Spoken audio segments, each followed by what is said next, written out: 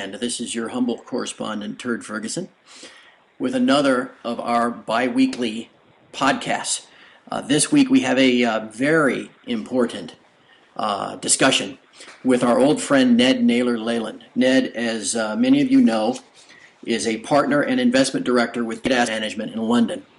And though he's been a gold bug, and proud to call himself that, for almost 10 years now, he has really moved to the forefront and is a standard bearer for all of us as we take the fight, if you will, to the existing cartel of bullion banks. Ned we could say he's a well-connected guy internationally, and he was the one that first pointed out to us back last summer that there's this new exchange that was coming in China called the Pan-Asia Gold Exchange. There has been a rather lack of information on that for the past several months, and that's all been for a reason. Ned is here today to talk about that, tell us what happened to Page, but tell us, more importantly, about where we go from here. So Ned, with that, welcome back to the Metals Report podcast. Thank you for spending some time with us. It's an honor, and have at it. Let us know what's going on. Thank you very much, and I must just say it's an honor to be with you as well, preeminent precious metals expert that you are. I first of all, I just want to apologize for my lack of feedback on the subject. It's been very tricky, and last time I spoke to you, I had a fair bit of information then, but I just wasn't in a position to talk about it. And what's more, as I'll get into in a minute, there are things that have happened which are very, very positive and promising, and I wanted to get to a position where I could talk about that as well as the issues that Page came up against. You've got my article, which is being circulated sort of in general form on the subject, but it's quite brief, and that's why I wanted to talk to you on the subject, because obviously you guys have expressed a lot of interest in Page and in the price discovery mechanism, and I felt that this is definitely the place to come and give a little more detail and explain where we are and why it matters and all those kinds of things. But first of all, just to cover the Pan-Asia Gold Exchange itself and what happened. Effectively, very, very soon after myself and Andy Maguire made quite a bit of noise about the exchange, because we recognised what this could do, actually provide competition in the stock market. There was a fair degree of interference internally within the shareholder group behind Page. Now, when we started talking about it, it had been pre-agreed that what would happen is effectively a platform would be bought off the shelf, it would be adapted, and it'd be ready to go within a few months to get this one-for-one allocated gold contract out there. However, pretty swiftly after we publicised the new exchange, roadblocks were put up within that shareholder group saying, no, we're now going to slow things down and build the platform from the ground up. And the guys who were involved in the international facing part of it were adamant that couldn't and shouldn't happen, and it would take forever. And, it was very frustrating for them, and it was frustrating for us having sort of made noise about this. I think on every level, the whole issue about competition in price discovery is enormously valid on every level anyway. But obviously, having discussed this specific exchange, and there was central government involvement and regional backing and everything else for it, but the international guys felt they had to pull the ripcord and find a new venue, and that took place relatively quickly. And what followed on from it, Ted, was the People's Bank of China edict that all futures trading, gold trading, would have to be contained within Shanghai. So that was a sort of further death knell to the Pan-Asia exchange, which is based in Kunming City.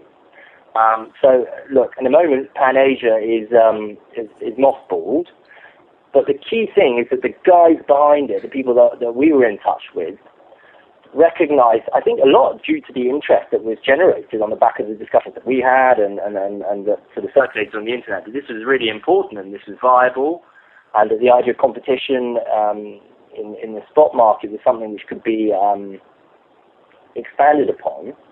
And so they went off and found a new venue and sat down and talked to market participants about what was possible and what could be done. And there is a new exchange which will be live within a few months from now. It's got to the point where they're comfortable us talking about it publicly. The international conduit for this new exchange has been established. It's a regulated entity now. It will be able to take, orders, in a formal sense. So that's very exciting. But the most important thing is that they are going to do, certainly initially, an allocated silver receipt rather than a gold one due to the change in rules in China. So, Ned, I would want to stress the rather large fundamental difference in what has happened. We are still going to, under auspices of a different exchange other than Page, which will be named and you will publicize that name at a later time. Under this new exchange, we're still going to do a fully allocated physical spot rolling contract, but instead of it being gold, it's going to be silver. That's absolutely right, Ted, exactly. Now, of course, that won't upset any of us. In fact, I think when Page was first established, the only disappointment to us was that we all felt that silver was the most important one, and we were really keen for that to be rolled out. Obviously, the fully allocated gold contract is something which has to come in due course. I'm sure that now Pandora's box has been opened about price discovery and potential competition coming down the line. I think it's very difficult for that to be closed, and I expect the gold contract at some point to take place. But bear in mind that this is a big, big political year in China, and there are, enormous changes taking place both at the regional and central government level. And the great thing about silver is it is not restricted in any way like gold is. Indeed, the Chinese recognize that silver is money, and there's no doubt about that. But it's not nearly as politically sensitive. So yes, the contract in terms of its structure is exactly the same. Monthly tranches, 90-day rolling contracts. You'll be able to take delivery on maturity of the 90 days or roll. They're RMB denominated as before. Effectively, there isn't any difference in the structure because they didn't want to touch the structure. They saw that this is what the market wanted, judging by the reaction to it. So they're pursuing that. But yes, we're now holding the name very close to our chest and the exact location as well, because we want to come to the market with effectively the contact information next time, so that we don't run into the problems we did last time, which was it was a soft opening that Andy and I took part in, and I think we felt that things were further down the line in terms of actually going live than they were, and that opened up the opportunity for interference, and we don't want that to happen again.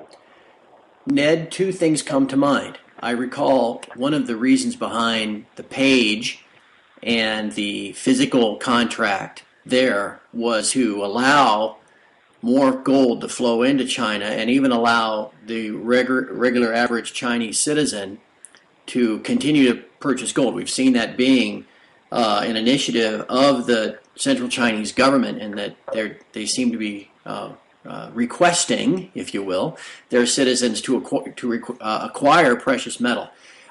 Gold, priced where it is, prices out a lot of average folks. But silver, which has always been known as the poor man's gold because it's always less expensive, would certainly be more amenable to that task of moving precious metals into the hands of the regular Chinese citizen.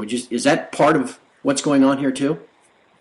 I would say no, actually, Ted. I don't think that is what's going on. I'll tell you why. Funnily enough, I mentioned to you off air, I had a meeting today, very synchronistic, actually happened today. He happened to call me yesterday and say, can I come in and see you? I have a really excellent Hong Kong Chinese bullion contact, somebody who's worked in the industry at a very high level there for about 20 years. And he's not related to either Pan Asia or these people directly, although he knows some of the guys involved. And I was talking to him about it, and he it was very clear as we talked what the difference in cultural mindset is. And actually, I think silver will become of interest to the Chinese public much more than it is now. I think maybe it's Ben Davis. Someone else spoke recently about a trip there and how they were quite surprised by the lack of demand for physical silver. And it's to do with the price point. It's simply to do with the price point, which is they like things that are expensive and we don't. We like things that are cheap. and that we see as being value. Hence why there's so much more physical silver being bought in, US, Canada, UK, etc., than physical gold on a volume basis. And the reason why is because we want more coins, whereas they want the higher priced items.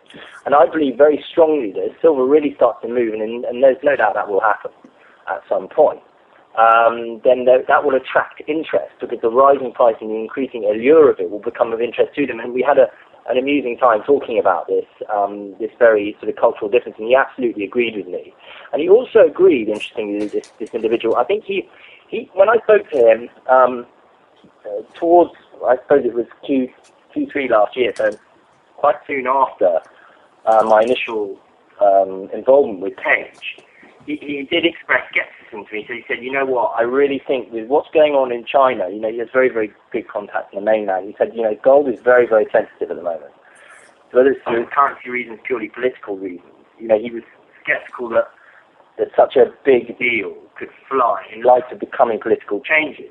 And when I saw him today, I think he was ready to knock me down, because he didn't know what I was going to tell him about the new entity. And I started to talk to him, and as soon as I said to him, no, this is now outside of the aegis of regional government, it's outside the aegis of central government, it's purely effectively a private exchange, backed by people with deep pockets, and it's only in silver for the time being. He faced it up and said, yes, now that can work. So in exactly the same way that the gold contract, it's a highly politicized situation relative to gold, and you touch on it, they're pushing gold on the public, and it seems to me like a very sort of clear strategic path is being driven here towards an eventuality which will involve some formal backing of the RMB. I don't know how long it will be, and obviously I'm speculating here, but that's certainly what it looks like. But silver, I think, is a different beast. He's completely recognised that silver is money. We know the Chinese think that, but it's considered to be the lower form. And I think it will take a rising silver price. As it starts to become more valued, it will gather momentum and drag further interest in.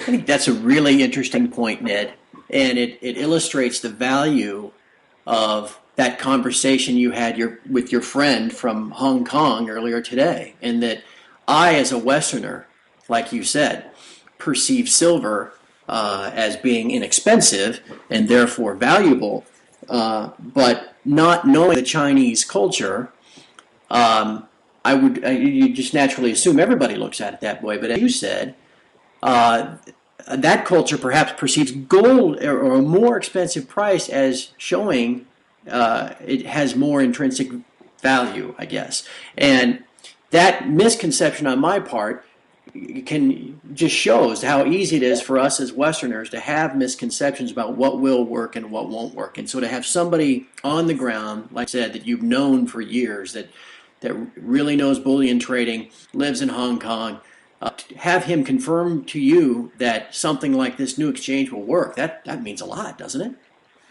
It really does, and it was a very helpful, independent sort of discussion to have.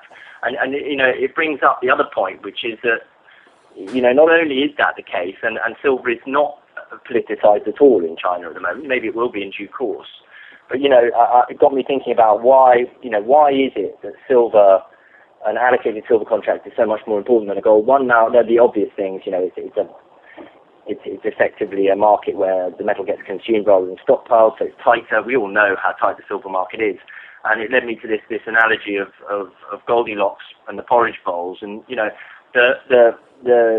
forces out there that want to control precious metals prices because it benefits the paper currency system have they have a real Achilles heel with silver because the porridge bowl with gold is just right, as Goldilocks would say. The market is big enough, and yet their concentration is also big enough. These forces that they can manage the market in an effective way while relatively easily hiding their footprints. But in silver, it's just not the case because the market's too small, their concentration is too big, the footprints are blindingly obvious, and I think it leads basically this switch from the Pan-Asia Gold Exchange to the new entity, and the fact that it's gone from gold to silver is extremely good news for those of us that are interested in price discovery. As disappointing as it is that exchange is mothballed, for want of a better phrase, I think that the changes that are taking place are really good ones.